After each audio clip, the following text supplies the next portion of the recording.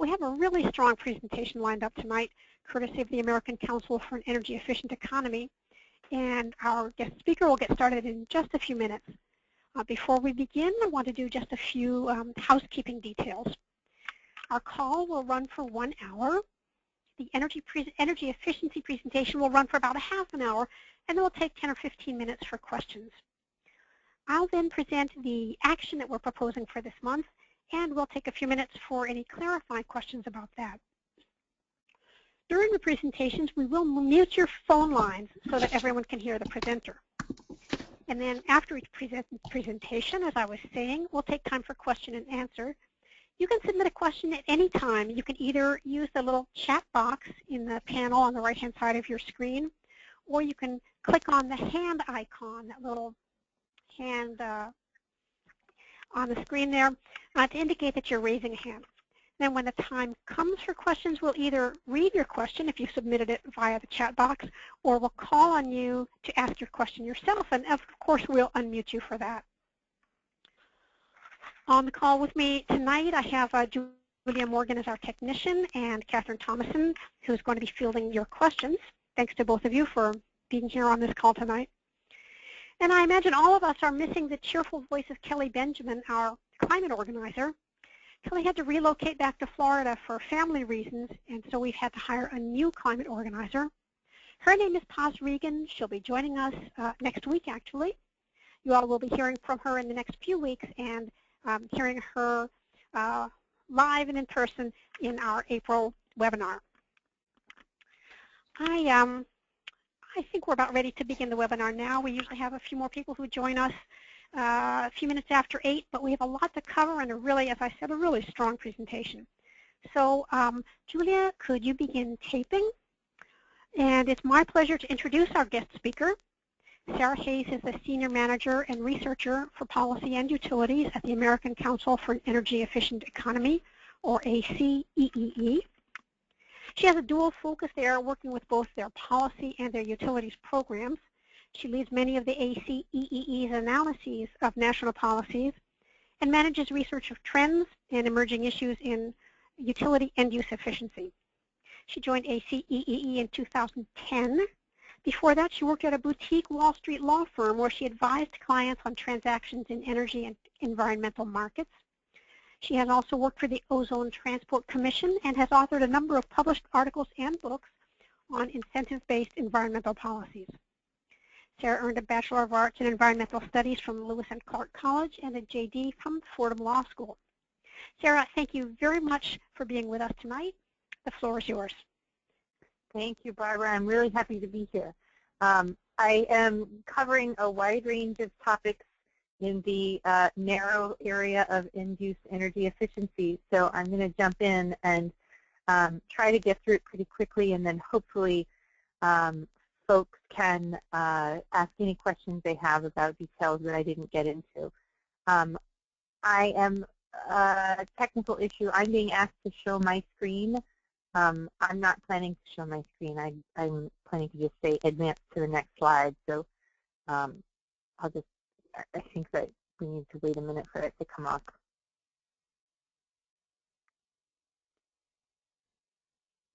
Okay, Julia, will you be able to walk us through Sara's slides? Or would you like me to do that? Just a moment. Okay, thank you very much. Sorry, Sara, you caught us flat-footed here. We'll be with you in a second. Okay, thank you.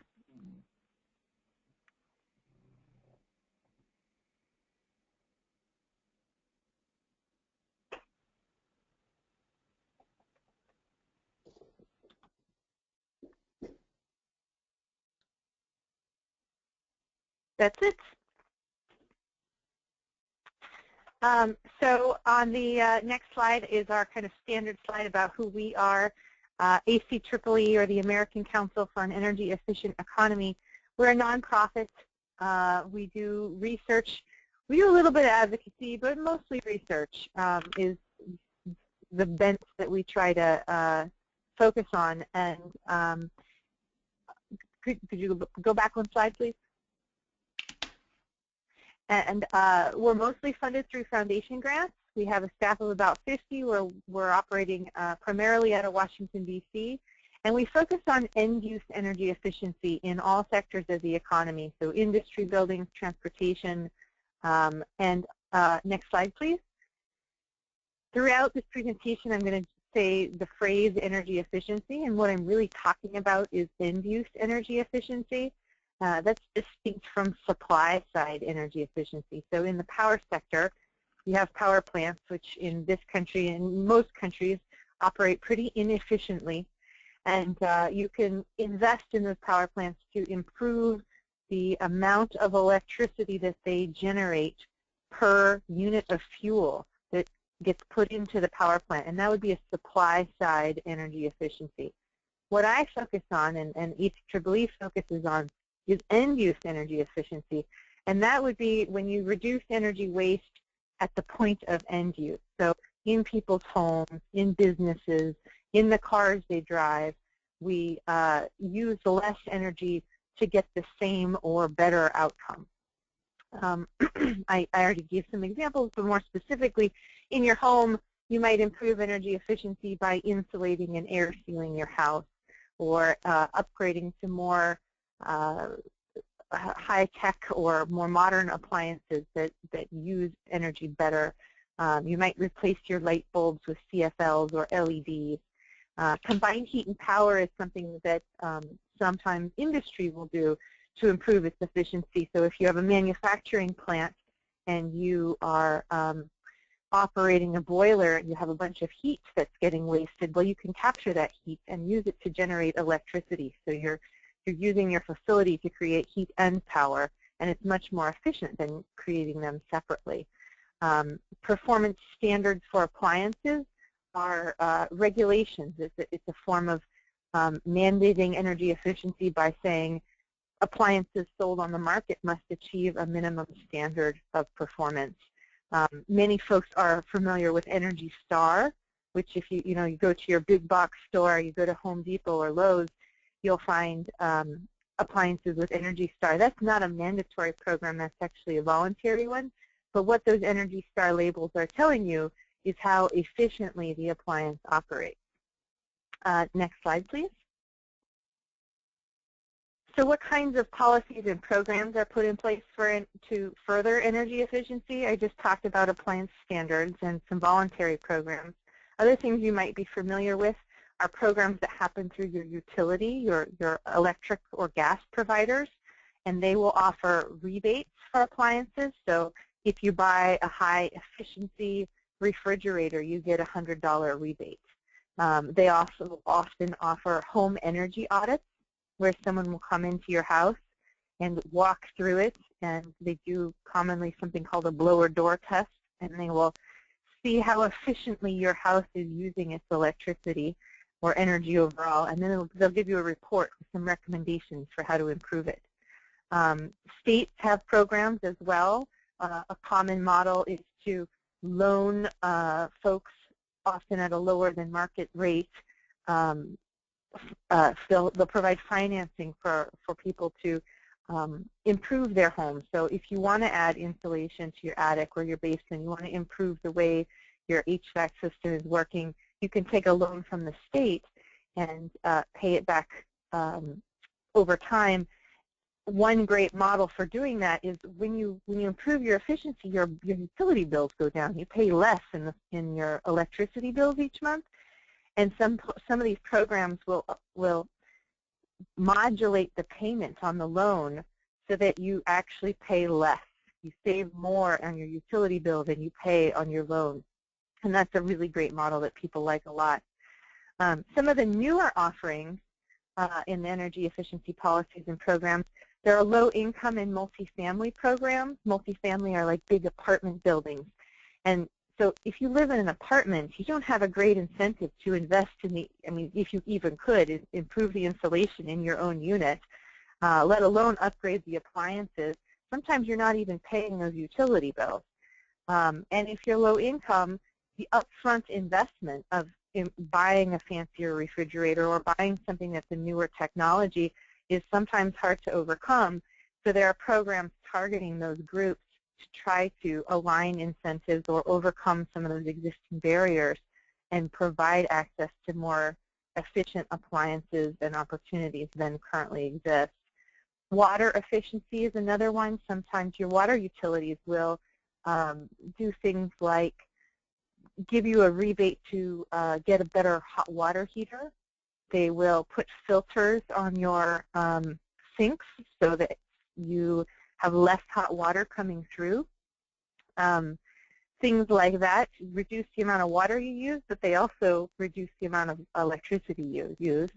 And then energy service or efficiency service providers are companies that come in that don't already have a relationship with you. So they're not government, they're not your utility, but they make a profit by offering these services. I said earlier that it's possible to get a loan and pay back the loan in monthly payments that are less than the savings on your utility bill. Well, there are other people who recognize that and want to take advantage of it. And sometimes they will come into neighborhoods and offer programs where they upgrade houses, and you pay them back in some amount that is less than your utility savings, and they create the program so that there's a profit to be made for them. And that's a model that has existed for a long time in large buildings, but is quite a bit newer in the residential sector. Next slide, please. So you've already put some of this together probably from what I said. What can you do to improve your energy efficiency? Assess your energy waste. Home energy audit is a great way to do that. These are kind of the big areas where you consume energy and have some control over it. Your house, your car, your office if you have one. In your house, we refer to the envelope, so how much air is getting leaked out through your windows and your doors and the cracks in your walls that causes you to have to overheat your house just to get it comfortable. How old are your appliances? A lot of people will buy a new Energy Star refrigerator and then move the old refrigerator out to the garage and keep beer in it. Well, that is pretty inefficient. And there's a lot of examples of things like that. Take a look at if you have practices like that in your own home. A vampire load is refers to all of these electronics that we have now. It's things like game consoles and computers that go to sleep but stay plugged in, and all of these things that even though you're not using them still have a small draw just to be ready and available to you. That can be 10% of your energy consumption. So that's something to look at. In a car, it's MPG, miles per gallon. How efficient is your car? In your office, sleep settings on computers and lighting can be adjusted. When people leave the office, are the lights staying on all night? Are the printers staying on, or are those things getting shut off? And then I also provide a link for that will list some more specific things that you could consider in your own life. Next slide, please. I'm going to transition now to more of a policy focus and also a health focus. Energy efficiency is a tremendous opportunity to reduce emissions and improve air quality. And we have a real big opportunity with the rulemaking that the Environmental Protection Agency has undertaken to regulate greenhouse gases from existing power plants. So you might have heard of 111B or the Clean Power Plan. That's the administrator of the EPA, Gina McCarthy, there signing something. And the Clean Power Plan came out last June, and in the media it said 30% reduction by 2030 relative to 2005 levels. And they did it that way because they were trying to talk in terms that the global community would understand. All of the greenhouse gas goals are relative to 2005 levels. But in reality, we're pretty far away from 2005, right? We've come a long way since then. So really, we're not asking for a 30% reduction from where we are now. Instead, we're looking at a 17% reduction, which is really significantly less. You know, it's half almost of what, if you've been following this in the media, some states, some folks are arguing that this is just too ambitious and it just can't be done. Well, in fact, we're already halfway there, and we weren't even regulated. We're just acting normally, improving our technologies, moving forward, and we're already in a pretty good path. In addition, the targets are not just 17% across the board. They're individually tailored for states. So depending what's going on in each state, the target will be different. And then a final really important point, I think, is that I feel like people don't seem to recognize that states have a tremendous amount of flexibility under this proposal. So EPA has set a cap, but it's kind of said, states, you can find a way. You can do this the way we suggest, which includes a series of 4 different kinds of building blocks that have things like supply side efficiency and renewables and end-use energy efficiency in certain amounts for each state. But they also say, states, you can do this how you want. And I think that is where a really major opportunity is created for end-use energy efficiency, because it's one of the least cost options. It's a lot cheaper than building a new gas plant. It's often a lot cheaper than building a solar or a wind facility. It doesn't mean you don't want to do renewables as part of your compliance plan, but it can help you reduce the cost of compliance and make the whole thing more politically palatable in your state. Next slide, please. This is just a timeline for what you can expect from the Environmental Protection Agency and from states. The proposal came out last June. This coming summer, we should see a final rule. Once the final rule comes out, states have essentially 1 year to develop plans to show how they are going to achieve the goals that EPA set for them. Those plans are compliance plans. You'll sometimes hear them referred to as SIPs, or state implementation plans. The better phrase is compliance plans. SIPs are something that happens under a different section of the Clean Air Act, but that's kind of a technicality that a lot of people get confused on. The compliance plans have the suite of approaches that states are going to take to meet the goals that EPA set out, and it can include efficiency or not, or renewables or not, in various amounts, as long as it shows how the state gets where it needs to be by 2030. Next slide, please. So I was kind of alluding to this, or maybe I said it expressly. States can use any mix of strategies to achieve the targets. It's up to each state whether or not to include efficiency. It doesn't have to be included at all. But if they do include it, it's one of their lowest cost options, and it offers a lot of flexibility. It's not like committing to build a power plant where you then have to recoup the costs for 30 years. Energy efficiency can be done in small chunks. It can be done quickly or slowly. You can ramp up over time, or you can ramp up quickly. You have a bunch of different options for the kinds of programs and policies that you might consider adopting. Flexibility also in terms of if part of your approach is to meet demand by building a wind farm. If you do energy efficiency, you're reducing demand.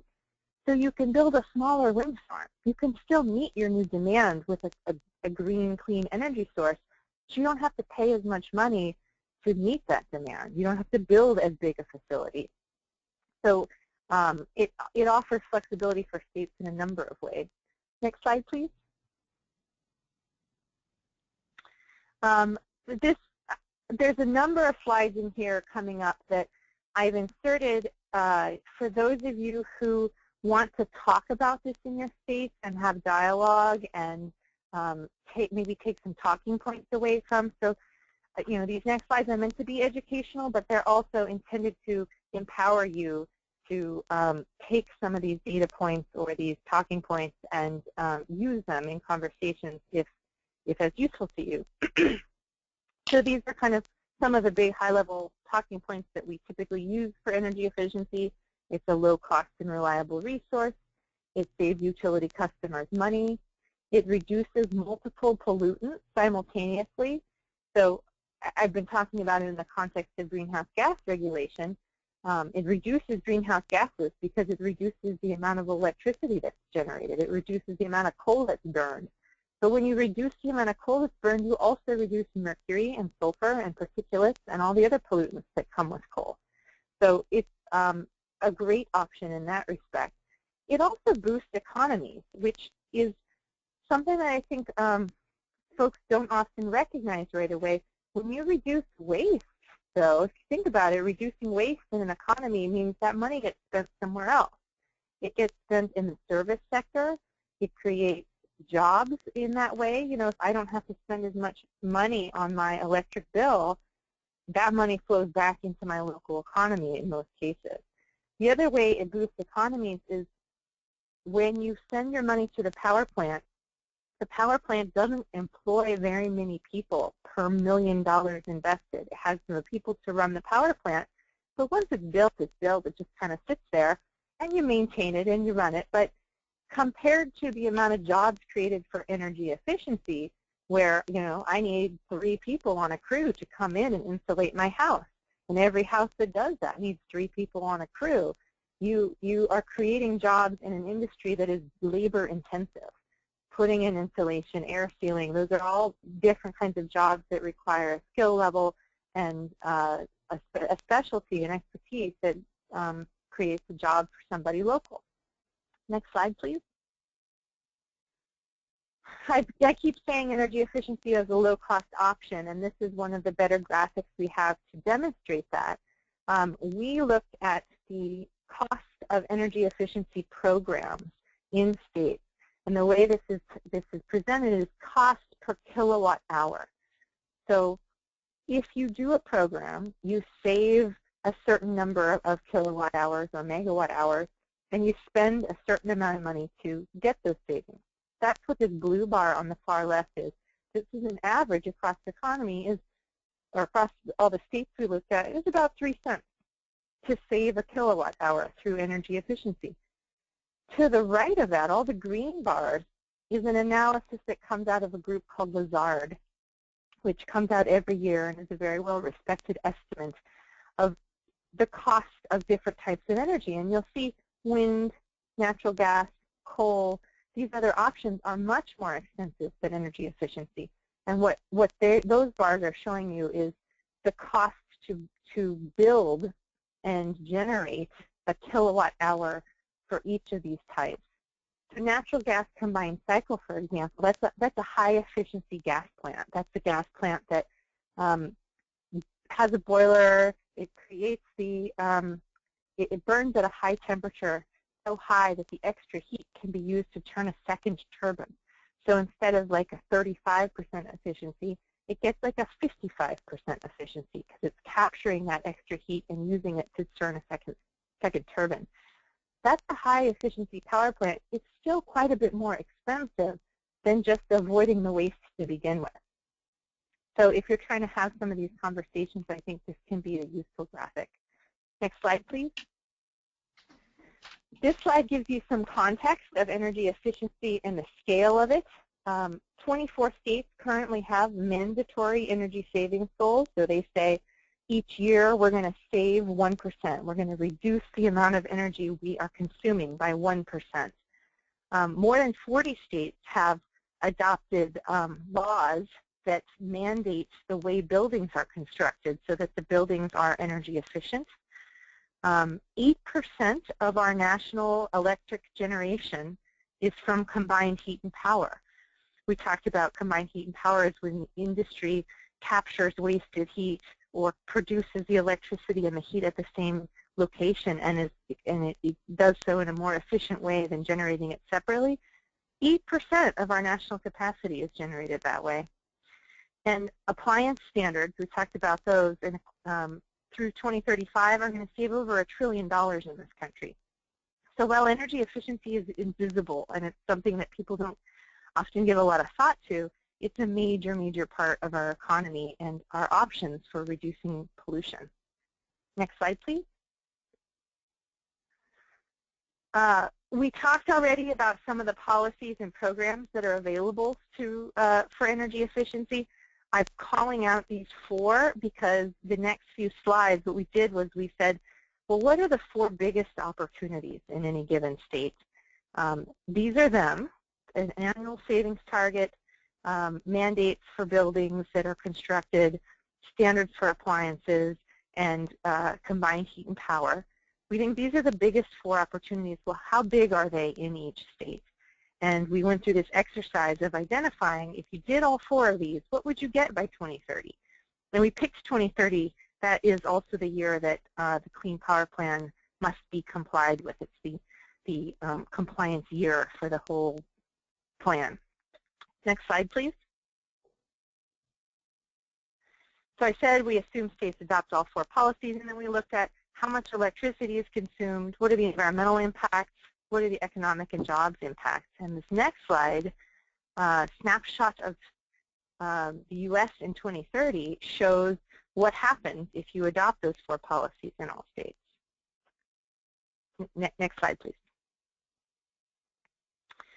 So the top is in the gray is if we just keep doing what we're doing, what's going to happen. And the bottom in the green is if we did these 4 policies, what are the impacts? And they're really significant. In the gray, in the business as usual case, we spend a lot more money generating waste electricity that ultimately gets wasted. We have almost 500 more power plants that need to keep operating just to meet demand. We have a whole bunch of NOx, SOx, CO2 emissions. In the green scenario, where we do the efficiency, we create more than 500,000 new jobs. We increase gross domestic product. We reduce carbon emissions by 26%. Really, really significant impacts of adopting these 4 well-established common policies. Next slide, please. This slide is just another slide with the same numbers in a different way, so I'll just go over that. I won't go over that. We just talked about some of these numbers. So next slide, please. This slide is just showing you the way that energy efficiency works. So like a power, I said earlier, I think that a power plant, you build it and it's a big commitment and you might take 30 years to pay it off.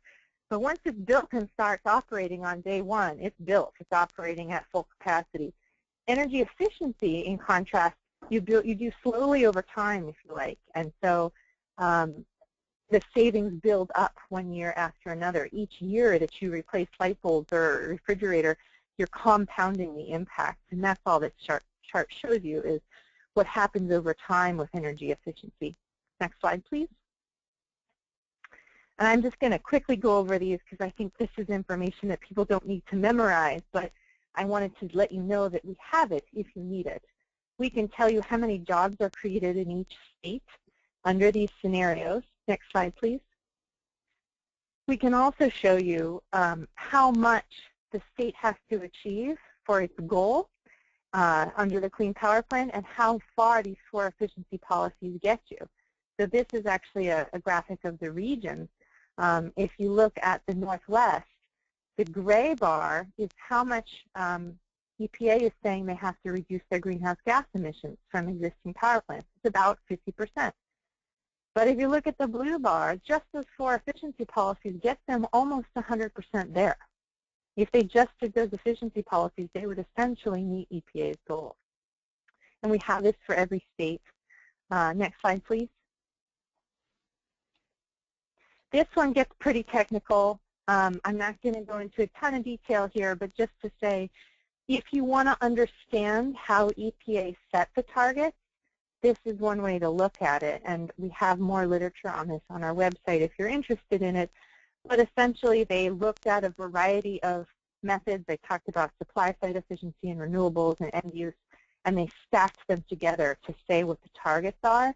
And this shows you the stack in different states. And the red is how much of the total distance each state has to go is from efficiency. So if the state is currently, in the state of Illinois, the state is currently has an emission rate of, looks like about 21 or 22,000 pounds per megawatt hour of CO2 from their existing power plants.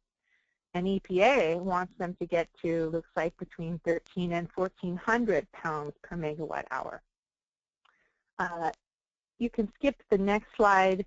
This is the slide we just looked at on goals versus what efficiency can achieve for the Midwest. Same with the next 2. These are Southeast. I included Midwest and Southeast here so that if you live in one of those states, you can pull this information out. We also have it for other states. So I'm happy to provide that for you. So could you skip 2 more slides with the southeast slides. These are available for anybody to look at later. Next slide. There, that's it. Thank you. Is all this really possible by 2030? Yes. This just talks about what states are already doing. Excuse me. The first bullet shows how quickly they're ramping up. So that big wedge that I showed you, is that a realistic wedge? Yeah, and here's a whole bunch of states that are doing it.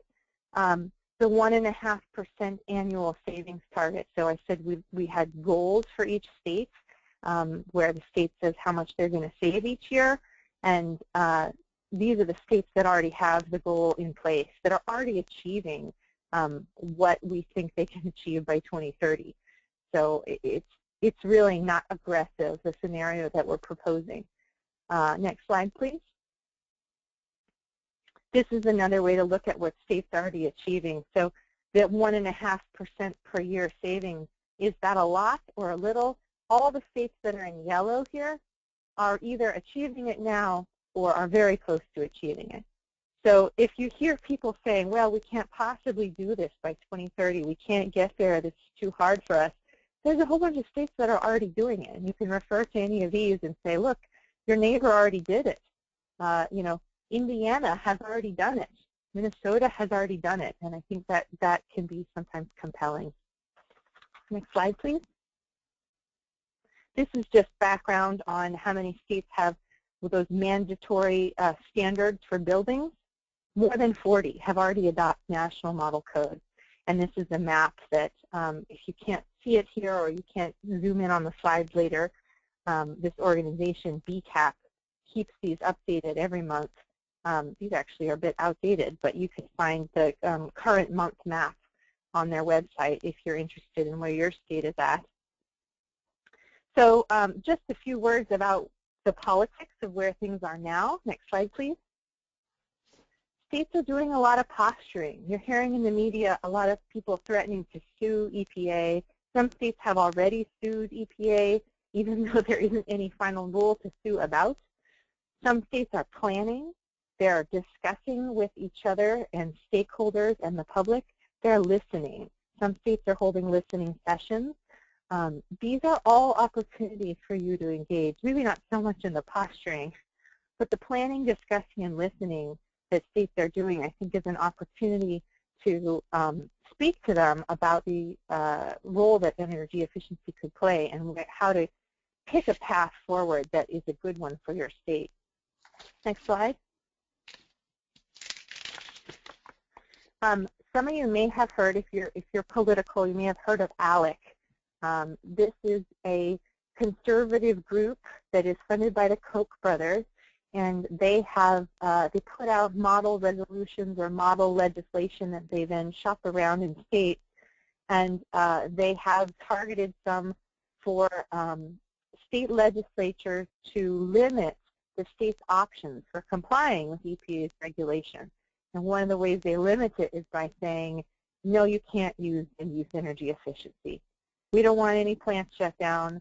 We don't want any kind of anything that's going to cause the coal industry or power plants to shut their doors. So no energy efficiency. Thanks. We're going to try some other approaches. And these are the states where they, according to ALEC, they feel like they have had some successes. So next slide, please. I think this is my last slide. How can you help in your state? You can get involved in the planning process. You can build relationships with people who are the decision makers in states. You can understand opportunities for you to weigh in the planning process.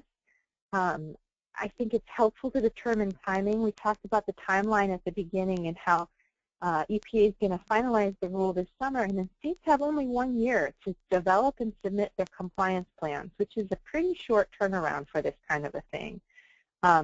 So that means if they have to submit it 12 months later, they're probably taking comments and feedback much, much sooner, if not now.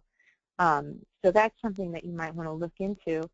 And then learn maybe what opportunities there are for projects and policies and programs that are related to energy efficiency or other green options things that you want to support. If there's an existing rebate program or an existing financing program that you like, that you want to make sure sticks around, maybe raise it to some of these folks thinking about long-term planning, and then you can help cement those programs and make sure they stay in place. I'm happy to say more about this or talk about any of the things that I talked about here. I think on the last slide I have my contact information. I think Barbara said we had some time for questions, and I would welcome them. Well, we certainly do. Sara, thank you for a really clear, really informative presentation. I think our audience has questions for you. So, Catherine, could you guide us to the first question?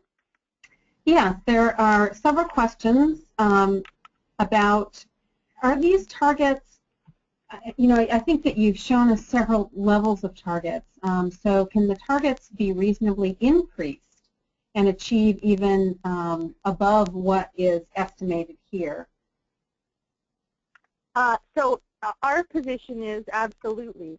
And I think that people, you could arguably say in any case the targets could be more stringent. What limits EPA is the law.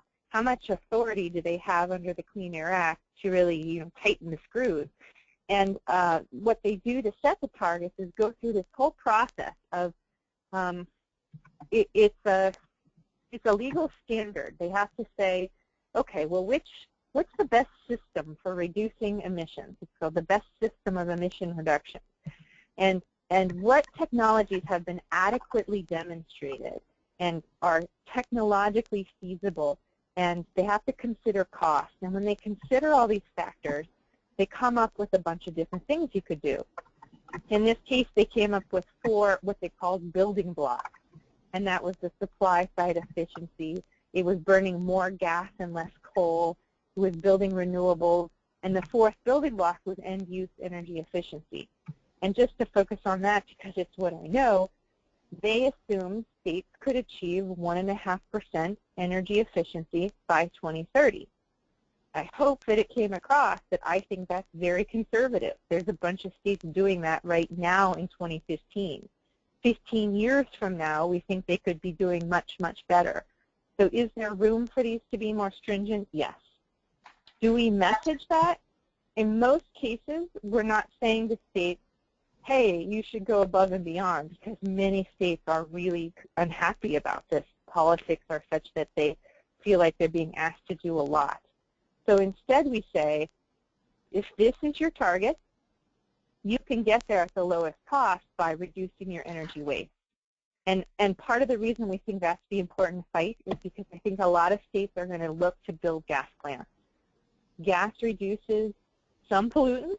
It reduces the amount of CO2 compared to coal plants that is emitted, but it's not as clean as energy efficiency. It's more expensive. It's a better option than coal in terms of health, but it's not the best option. So we want to help ensure that energy efficiency is more attractive than building a new gas plant.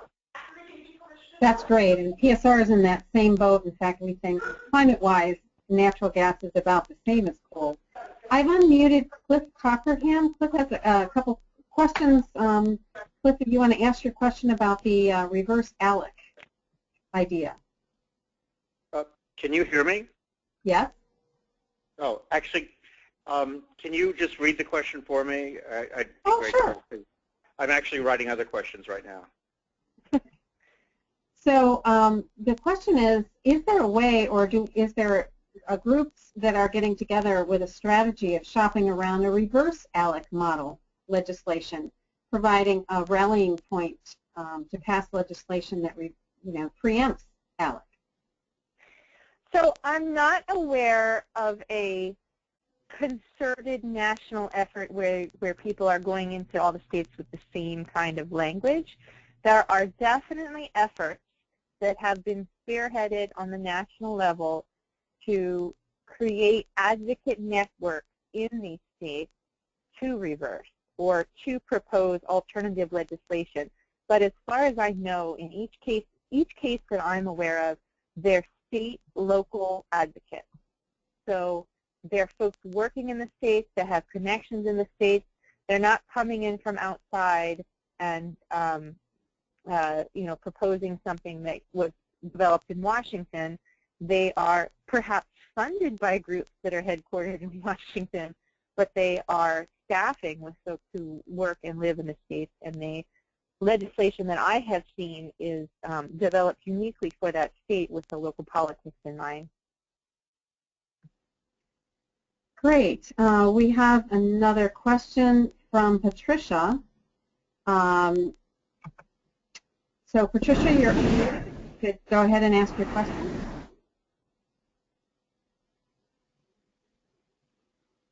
Patricia? I'll go ahead and ask it. She's asking about efforts to achieve, I assume, the use of energy efficiency in efforts to achieve a carbon cap and trade. If you could speak to that. What's the first part of the question? Well, it's is it about how does efficiency fit in a cap and trade? Is that the idea?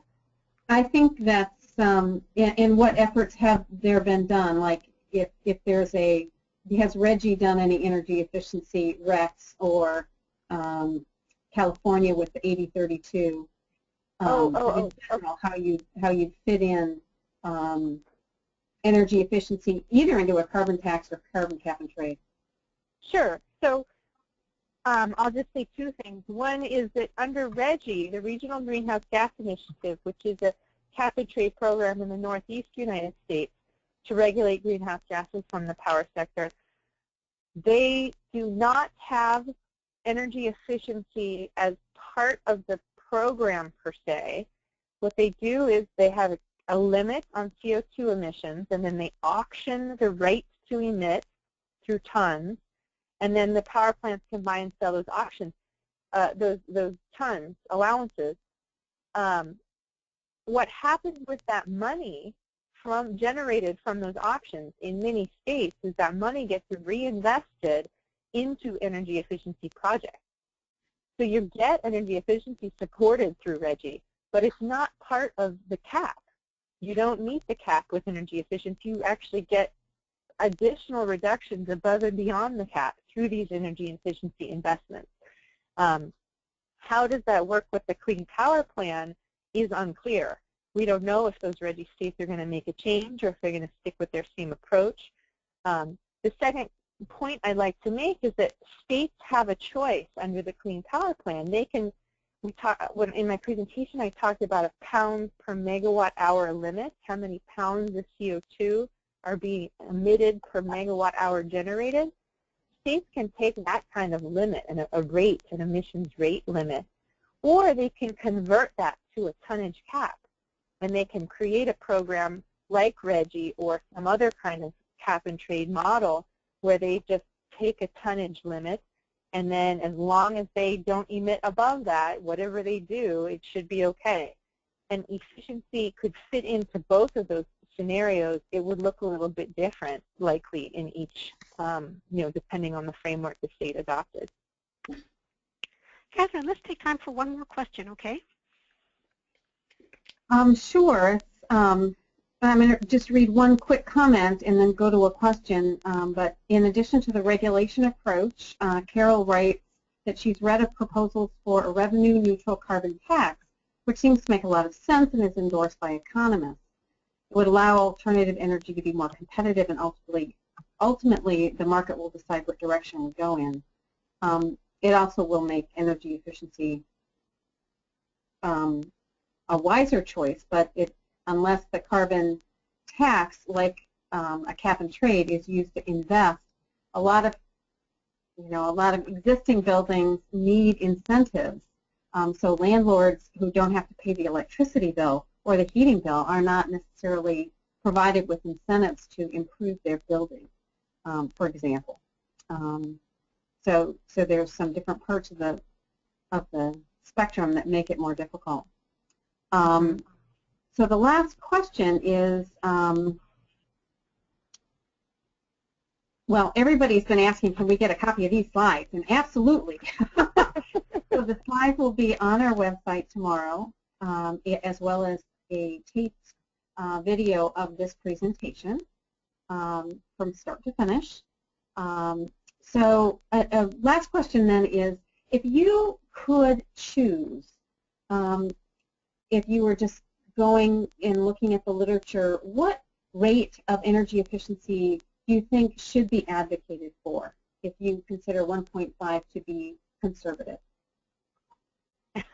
That's a great question, and a hard one to answer, because that percent, that 1.5% rate, we talk about that in the most often in the context of utility-run programs. So it's easy to talk about utility energy efficiency when you're talking about utility demand.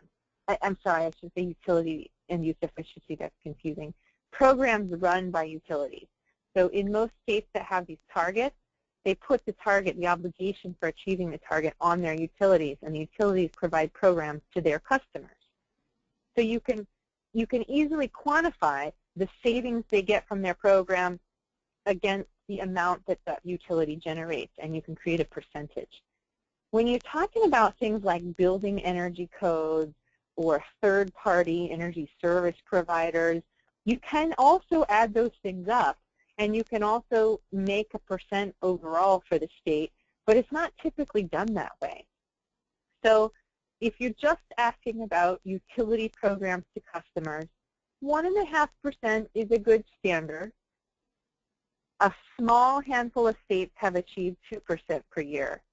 We wouldn't necessarily advocate that for all states, not because we don't think they could do it, but because we think it would be politically really unpopular. I think that we have some evidence saying all states could really achieve 2% per year through their utility program. When you add in other efficiency opportunities, the number could be much higher. If you include appliance standards and building codes, you could be talking about 3 to 5% per year.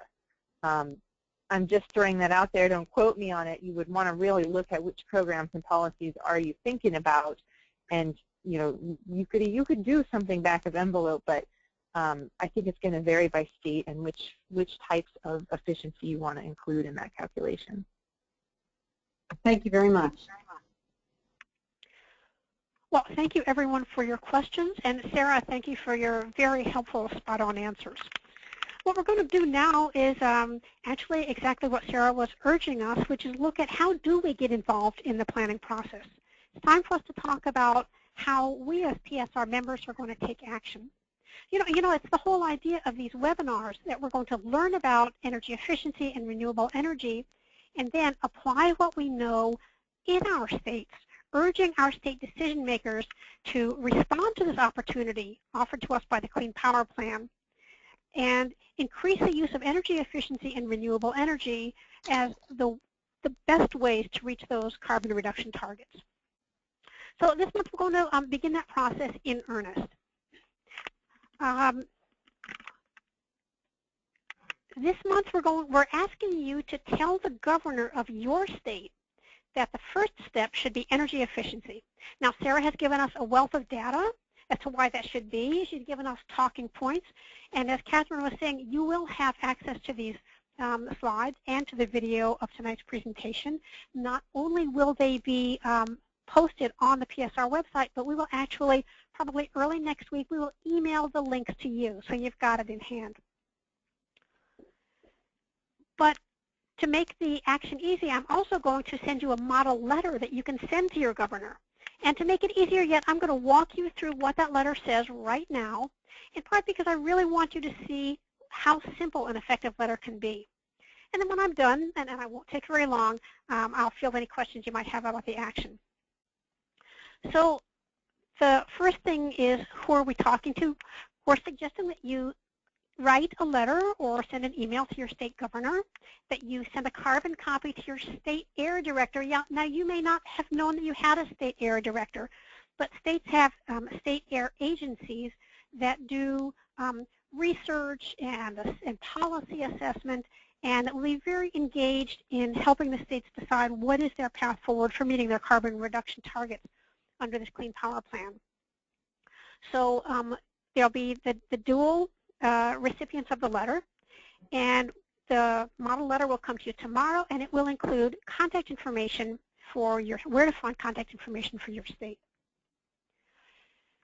The first point we'd like you to raise as members of Physicians for Social Responsibility is that this is a health issue. This is a health issue. That's why we care. It's an appeal that cuts across political lines. Health affects everybody. So we really want them to hear that we're not acting out of partisan concerns or profit-motivated concerns. This is really about our health. So just a few possible bullet points you might want to cite are mentioned here in the letter. You all know what coal-fired power plants do. They contribute to 4 of the leading causes of death in the United States. They are, of course, a major source of carbon pollution, which drives climate change. And then climate change itself contributes to a long, long list of severe health impacts. After you've expressed your kind of vantage point, your concern about health, I would like you to relate that to policy. So the Clean Power Plan is the best opportunity that we have both to improve our health immediately and in the future, and to protect the environment. The first step in responding to the Clean Power Plan needs to be reducing energy waste. So if we improve our energy efficiency, we're getting the cleanest, most affordable energy resources, as Sara has been telling us. And as she also mentioned, energy efficiency reduces emissions, both of greenhouse gases and then also of what we call the conventional pollutants that cause such damage to our respiratory system, nervous system. It can cause cancer, on and on and on. Then finally, and here I'm already coming toward the end of the letter, you make a very simple request of your governor or of your state air director.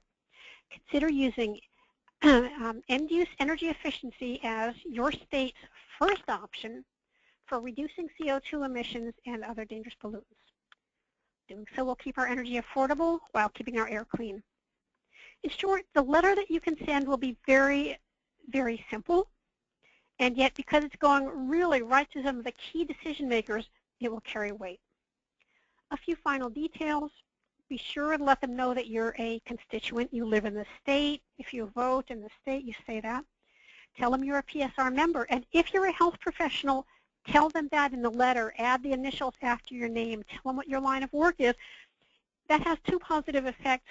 One is it reinforces our underlying message that this is a health issue.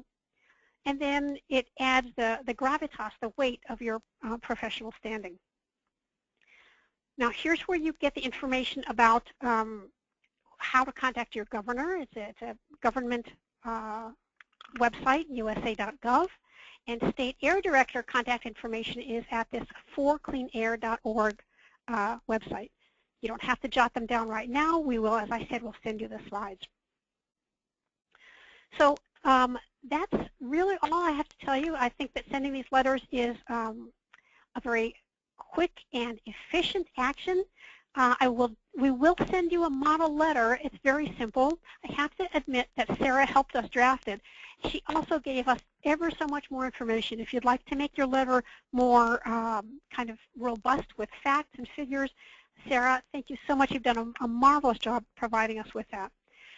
Do we have any questions now about the action that we're proposing? Yes, so some of the questions involve other targets within the state. So is it worth meeting with the governor, for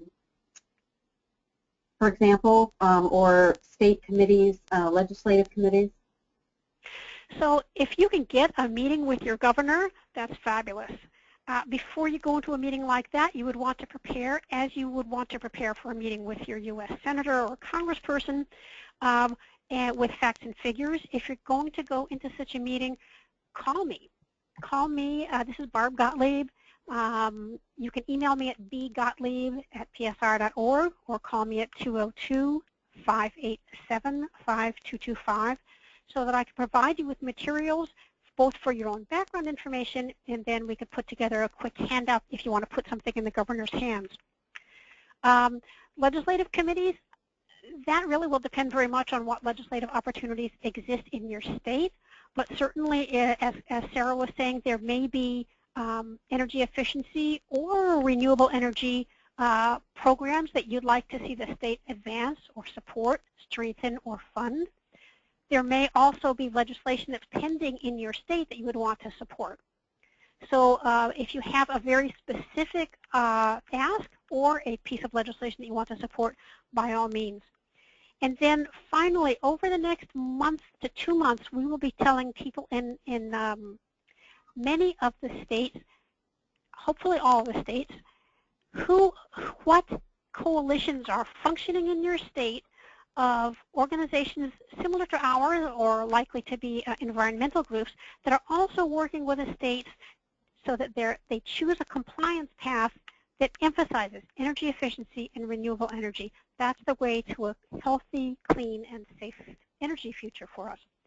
And those alliances, those coalitions that are operating or beginning to operate already in many of the states will be monitoring this decision-making process that the states will be going through, and they'll be able to tell you through your climate health action team what are opportunities for effective intervention.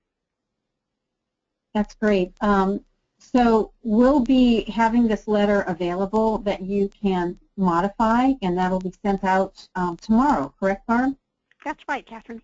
And so Barb's email is b.gottlieb, B-G-O-T-T-L-I-E-B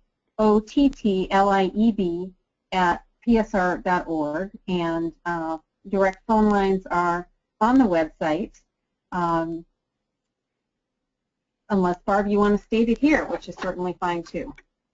Sure. My phone number, again, is 202-587-5225. Great.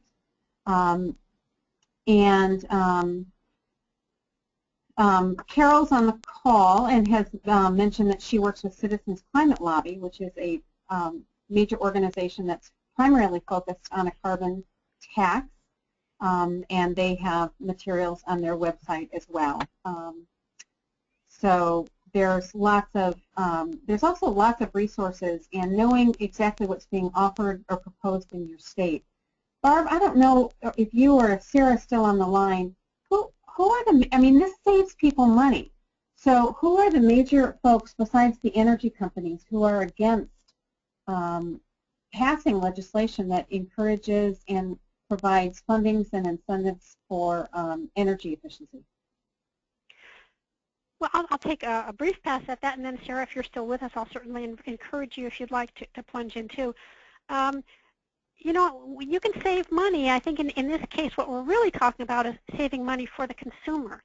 I don't think that's necessarily the primary concern of the utilities, and it certainly is not the primary concern of the coal producers. So it's really, I think, a question of vested interest. Coal is on a decline in our country. It's become very expensive to mine. It's dirty to burn, and people are more and more aware of that. There are lots of reasons why coal is actually on its way out. It also is a source of very few jobs in this country. But those who sell coal are not ready to stop selling it. And so I don't think we're really talking apples and apples in this case. I think we're talking about, sure, energy efficiency saves money for lots of the American public, but not for the coal companies. Sara, would you like to chime in on that? Sure, I would disagree completely, and just add, you know, how do utilities make money? They are, many of them investor-owned, and they're trying to make money for their shareholders, and they do that by selling more of their product. So very often they are opposed for financial reasons to reducing the amount of product they sell through energy efficiency. And I would just add that in many states, these efficiency programs and policies are not regulated through legislation. They're regulated through utility commissions, which, you know, they deal with utilities, and they often don't get a lot of public input. Well, so let's just remind everybody on the call, and we'll also be reminding everybody else who's signed up for these climate health action teams but who wasn't able to be with us on the call today, that we are that public, and we're the ones who have to have the input. The letter that we're suggesting that you send to your governor and to your state air director, is the first step in very direct input, talking about what's going to make a better, more healthy energy program for the United States immediately and in the coming years. So I want to thank Sara Hayes once again for a really wonderful presentation, and thank all of you for being with us on the call tonight. Go forth and take action. Thank you for having me, Barbara. It was a real pleasure. Good night, everybody.